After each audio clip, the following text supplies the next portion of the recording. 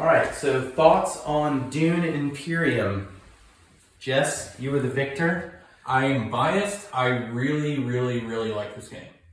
But why? Well, it combines a lot of things I like. I tend to like worker placement games. I am partial to deck builder games. This game's both. The more you have me on this channel, the more you're going to hear this repeated. I love any game where you can play a card in multiple different ways. When you play a card in this game, you have to consider, okay, when I play this card, what spaces am I allowed to go to? What benefit does it give me for playing this card? Right. And what am I sacrificing for not playing it as a reveal card later on? Right. So, and some of these reveal cards are powerful. better when you reveal them. Arguably some of them are, or depending on situationally, sometimes you really need those swords. Or sometimes, or you really need that location. Or like to use an example, if by playing this card during the reveal, it gave me the points I needed to buy this card, which won me the game. Yeah, and this guy who I got relatively early because I was rich early. Yeah. I kept having no choice but getting the liaison card. Well, Gurney Halleck was doing work for you. He was, because he's almost as powerful either way you play him. Mm-hmm. When you play him during the round with a worker, he can go to places that are very combat oriented and allow you to get extra troops and move into battle, which was very helpful. But also, if you have some better options, and you can hold on to him for the end and get to move troops into a conflict. So he was a really powerful card, but to your point, he's a difficult decision. There's three things basically that you have to worry about in addition to the cost to obtain it is, can you play a worker into the space? What does it do immediately when you do that? Or do you hold on to it for its influence at the end?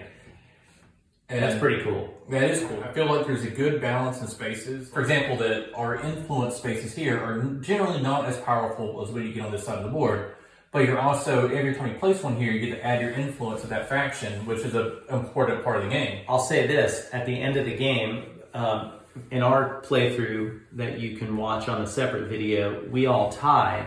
Jess got the tiebreaker because of an endgame intrigue card. Did you draw it right at the end?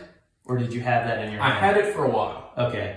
And it was weird because at one point, Melissa would have had the tiebreaker with more money. We all had the same amount of spice initially. I had water. You didn't have any water. I didn't have any water. We were tied for money. We were tied for money. But because I got to move up on this track here at the end, I got 3 more money, which broke the tie for that. But then Jess, he had the end game bonus.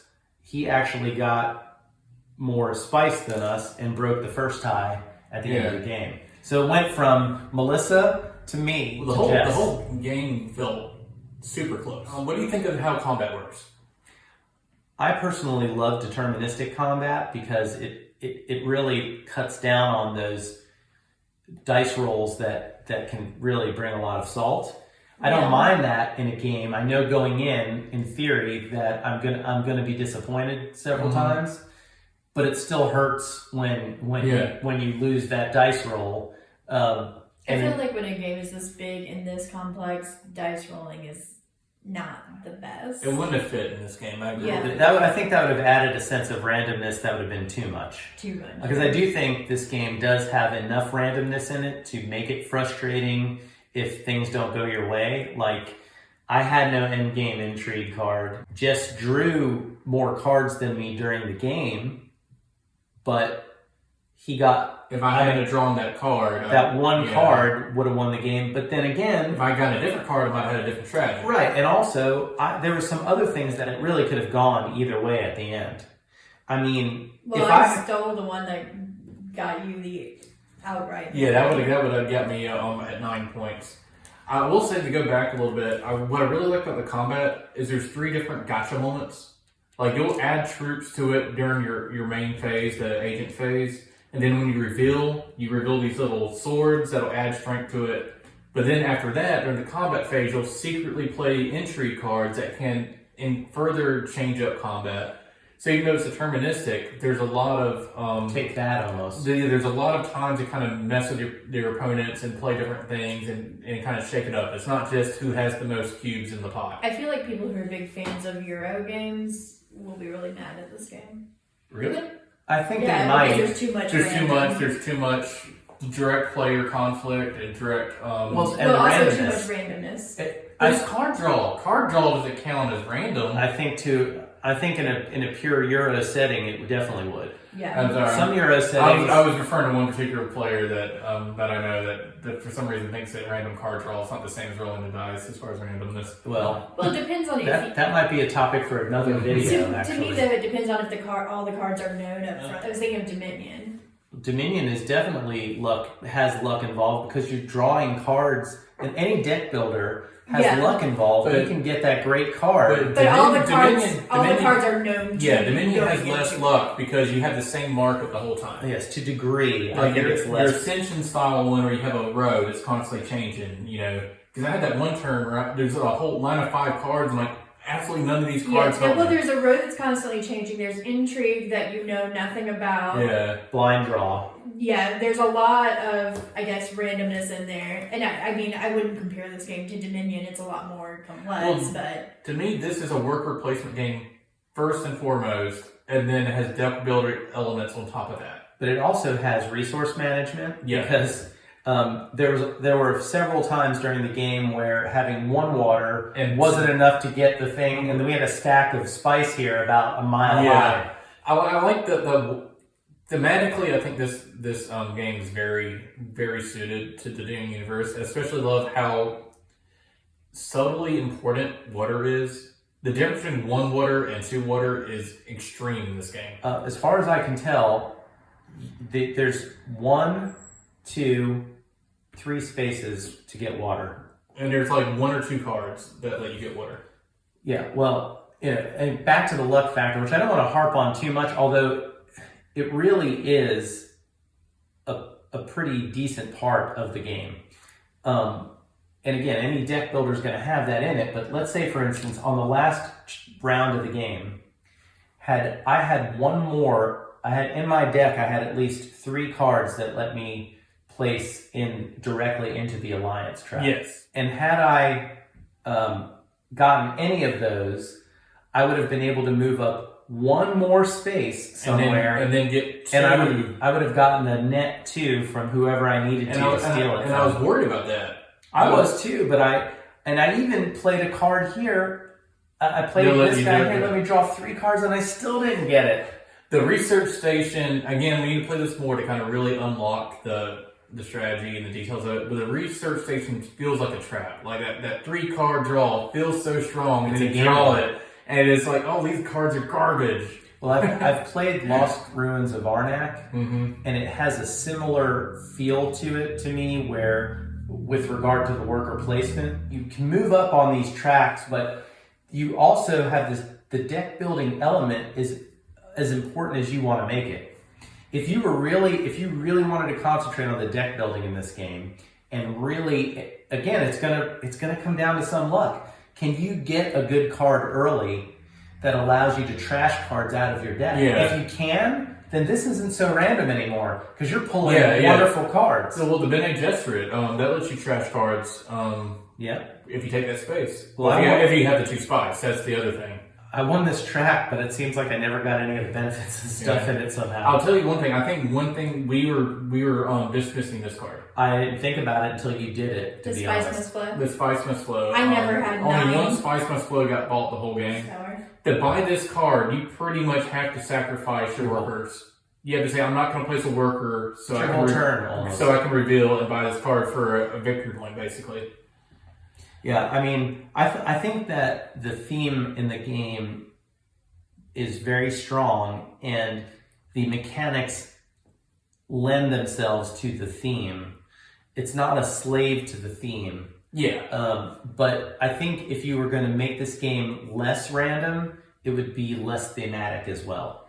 Yeah. Yeah. I don't know anything about Dune. All I know is that it's space drama, and it seemed very space drama to me. It seemed, I feel like you could almost reskin this game and make it a Game of Thrones game. with the intrigue and Well, the I think fighting possible. and there's some similarities between Dune and Game of Thrones and the intrigue and the politics and stuff. Mhm. I do feel like this meets the theme really well. I haven't played the old school Dune game that got re-released, Right. But this kind of scratches that itch for me. Even if you could put another theme on here, though, I don't think that should be a dink against this game. No, I wasn't saying it was. I was just saying I can't compare it to Dune, but it felt like Game of Thrones to me.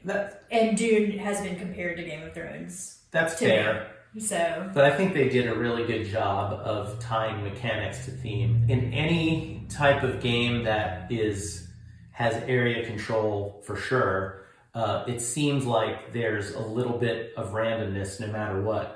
Well, there has to be. If you do area control, if there's no randomness whatsoever, then you might as well be playing chess. Like it's not going to have the same kind of. It's going to get repetitive. You're going to do the same moves every time. I'm not saying the randomness is bad. Because I'm more of an Ameritrash gamer myself. I'm a big dice chucker and everything like that.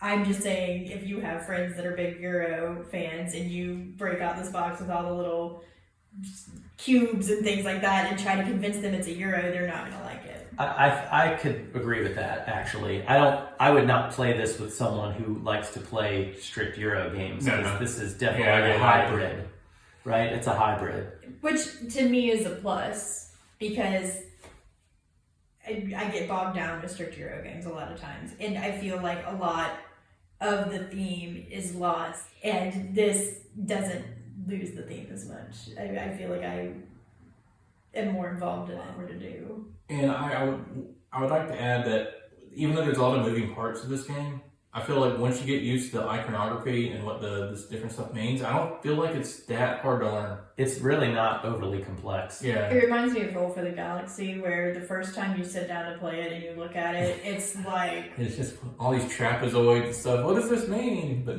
once you play it, it's really not hard. It's matching symbols a lot of times, which anybody can do. All right, so on a scale of 1 to great, Jess, what do you think? I think it has prescience. I think it's pretty good. I'm going to need to play it again. I'm about to finish my flask, so keep that in mind. You're withholding? I want to play it again. I want to give it another shot. Yeah. But you would play it again. Yeah. Mm-hmm. I'm gonna call this better than good on a scale of 1 to great. And I think more plays. I'm not a huge Dune fan of the series, the book series. The original movie I thought was bizarre. That aside, I think that the theme definitely is here, and the actual game itself is fun. It was fun. I got mad a few times when things didn't go my way, but it was fun.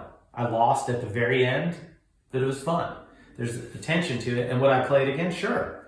I think I'd play it again right now. I would have a do-over. Because I think it's, a 90-minute game? We probably spent 2 hours on it, but that's just because it's the first real playthrough of it. I played it once solitaire mode, but that's not quite the same as playing it with actual human beings. Would you say it took about an hour or so to play? In solitaire mode? Yeah. Yeah, it took about an hour, but with human beings, I'd say about 2 hours. I think 2 hours is fair. Yeah. And it could be finished quicker. Depends. That was the funny thing, because we kept on tying for so much of our battles, which is why we only ended the game at 8 points each. But we ended it with the conflict. We actually ran through the conflict deck, which I imagine is probably not normal. Like normally someone will get to 10. I think if we played it again, we might get to 10 before that. But just because we tied on pretty much every conflict card. Well, yeah, we went for conflict a lot in this game, but I don't think conflict is the only avenue to victory. I don't think so. Intrigue is if you really concentrate useful. completely on conflict, I think you'll still lose. I agree. All right, well, that was fun. Thanks for watching. Yep. Like and subscribe.